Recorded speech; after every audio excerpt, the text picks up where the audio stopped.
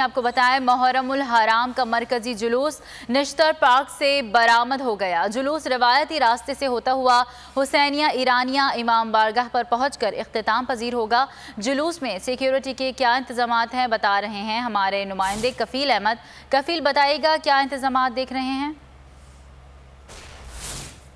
जुलूस जो है वो अब से कुछ देर में बरामद हो गया है और इससे कबल जो है वो निस्तर पार्क में मजलिस आज़ा जो है वो मुनक़्क़िद की गई, जिसकी जो है वो सदारत जो है वो शहंशाह हुसैन नकवी साहब ने की थी। उसके अलावा अगर हम बात करें इस वक्त जुलूस की, अगर हम दिखा सकें कैमरामैन के, इस वक्त मज़ादारान जो हैं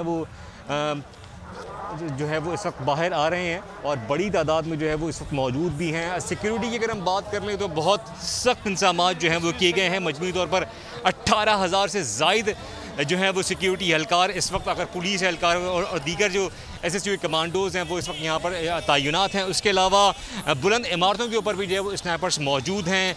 उसके अलावा कमांड कंट्रोल सेंटर से तो पूरी निगरानी की जाएगी जुलूस की, और मुख्तलिफ जगहों पर जो है वो यहाँ पर मौजूद हैं, कैंप्स लगाए गए हैं।